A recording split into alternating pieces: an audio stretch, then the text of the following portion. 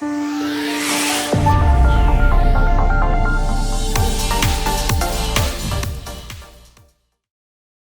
guys, welcome back to my channel. In this tutorial, we'll be implementing what we learned in my other videos to make this photo look a lot better than the way it is right now. If I may say, this is actually not a bad photo. I had just taken this photo in my bedroom. I actually took this photo myself. The setup was pretty easy. The one thing that I find a lot of beginner photographers do or fail to understand nowadays is that they don't understand that lighting is very essential to produce a very good photo. So in this photo, or to take this photo, if I didn't mention that this is me in the portrait, there was a camera right in front of my face, and behind I had a white wall, and I had just lighting focused on me. The entire room was dark, and this was taken in my bedroom. So you don't really need expensive equipment or some high-tech stuff to take a decent or good portrait. With that said, we're going to dive into editing this photo to make it look a little better than it is right now. So first things first, I usually like to start by duplicating my background. You can do that by pressing Ctrl J, or you can just right click and press duplicate. It would ask you to rename it to whatever you want, but I'll just leave it as background copy. Press OK. And then the next step is to zoom in and then see really what we need to do in this specific photo. If you look at it, so I have a little bit of, color distortion and even phase blemishes that need to be taken care of. So I'll do a little bit of those first. So go to your tools bar and click on your spot healing brush. So if you right click, if it's selected as something else, right click it and then click on spot healing brush and click that. Zoom into the photo. To zoom into this photo, you just either change the dimensions here, or you can control minus or control plus to increase. So control plus to increase or control minus to decrease the size of it. Or you can just change the size in percentage wise down here. I would start off by removing a few blemishes. So I'll remove stuff like this, this, this, this, this, and just little things left and right. Nothing to really push the picture away from its texture. I really want to keep the texture in the photo, so I'm just taking out little bumps left and right that it's really noticeable for anybody that had to look at this photo for their first time. Just take out little blemishes here and there.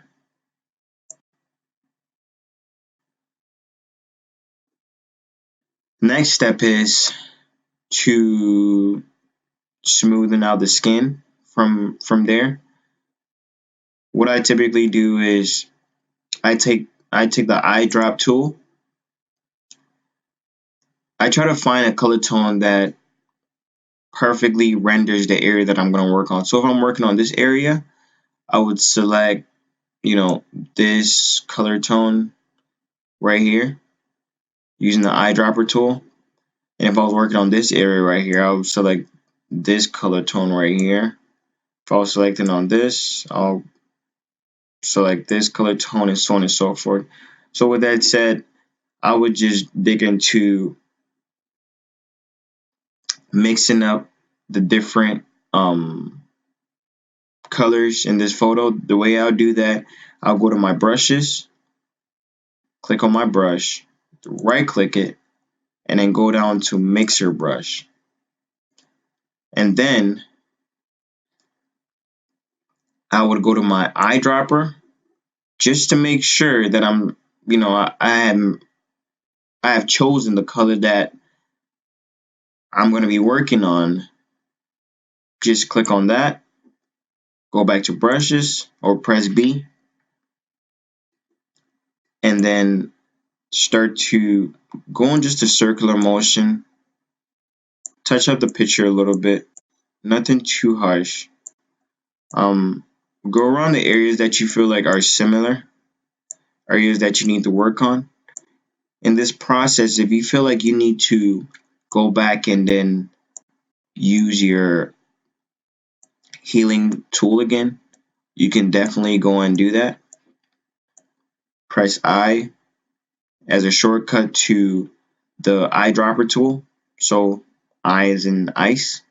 So press I to go to eyedropper tool, and then press B to go to brush tool. And just keep going in a circular motion. Press I again, select it. Just keep going in a circular motion. This is just like when you want to mix anything, whether it's paint or whatever it is that you're mixing, even the coffee in the morning, you twirl it in circular motion. So when you want to mix skin tones together for it to merge, you want to go in a circular motion as well. So the same things that you'll be doing in real life, just take this as your canvas and just work around it. Softly and gently try to go throughout the entire portrait first. And then if you feel like you need to touch back on one thing or the next, you can always do that. And don't forget your I is your eyedropper tool and B is your brush tool. So as you can see, the picture is changing a little bit. I'm not trying to do too much because I don't want to escape from the texture on my face. So I'm just touching up the photo slightly.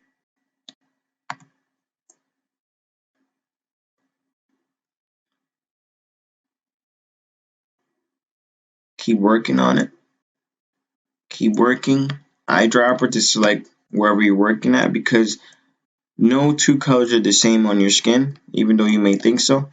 And that's just because of lighting.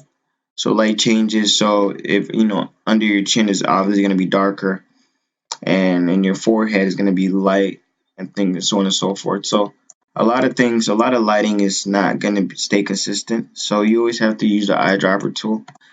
There are other methods to do this, but I'm just showing you guys a very basic method as someone who just picked up Photoshop for their first time, or somebody who has opened it about 2 times their entire life, or anything like that. Keep working around it.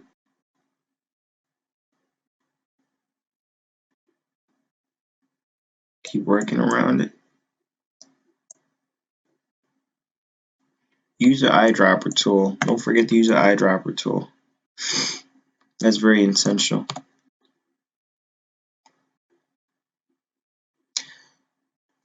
Okay. Forgot to touch up on the nose. So I'm just gonna go right in.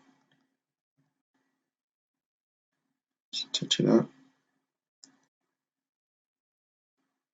Don't forget to increase or decrease your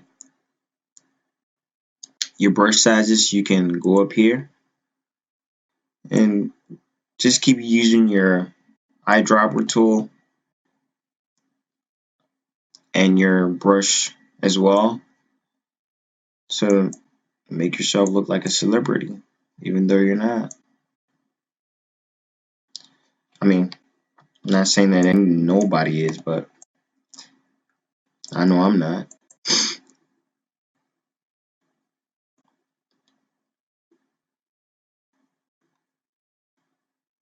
So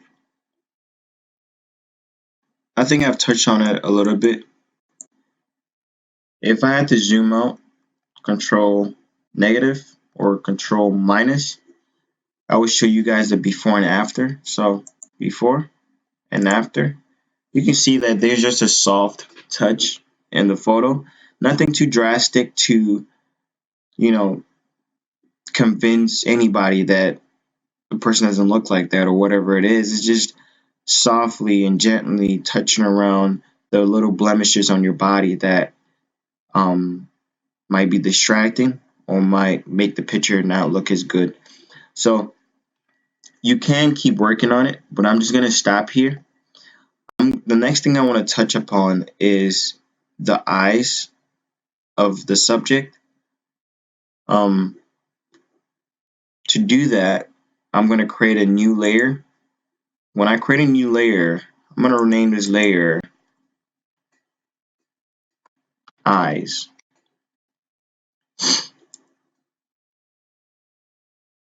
A layer is kind of just an empty piece of paper that you put on top of it, which if you had to draw on it would affect it, but it's just there's nothing in it. So if you can see that there's nothing in this layer right here, but there's definitely something in this layer right here. There's definitely something in this other layer right here. Another thing that I want to let you guys know is that if I have to put my background on top of my, so I have to unlock it first, but if I had to put my background on top of my background copy, you would see that everything had came back to my photo. And that's because my original is on top of the other one. But if I had to switch it otherwise, then the other copy is on top of it. So it's basically like stacking one drawing on top of the other one. Obviously, it's going to cover up what you have. So it's basically like just think about your layers like a piece of paper where you would put, when you stack one thing on top of the other one, it basically, the thing on top of it or the layer on top of it takes more precedent. So I'll touch upon the eyes now.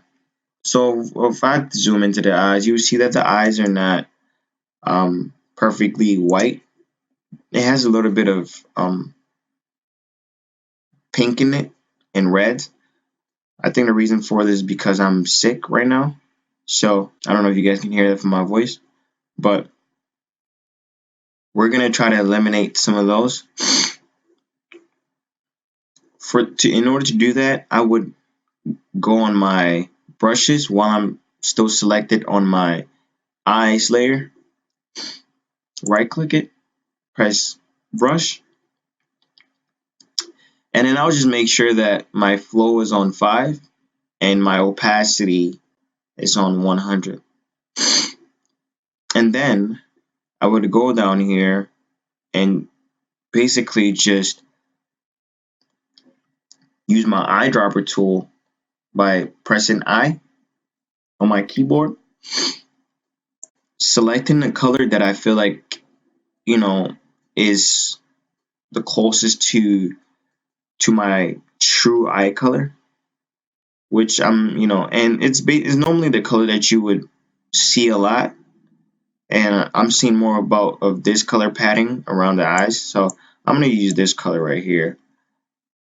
Press back B, so press B, and then like I said, make sure the opacity is at 100 and the flow is in 5, and just carefully circular motion again around the eyes. Just touch it up a little bit, don't over exaggerate it. So when you tap it on one time, just tap it, you don't need to overdo it. I think that's fine. I'll go to the other eye now, touch it up, go into circular motion, and I try to touch up the parts where that I think is out of color. So like if you see what I did there, I focus more on the brown or the red parts of my eye. Go back here again, do the exact same thing, touch up on the whites, boom. don't overdo it, because if you overdo it, you realize, and you zoom out, you see that your eyes look a lot more wider than, or they will look fake at that point. So if I had to show you the before and after, you see that all I did there was just take off the reds in my eyes that would discolor my eyes. Before, I mean after, before, after, before, and after. Well, guys, that's it for this tutorial. Please don't forget to like, subscribe, and comment. Your feedback is much appreciated, and it would help me know how to teach you guys a lot better for the future tutorials that I plan on releasing. Please join me back for more tutorials on how to learn Photoshop.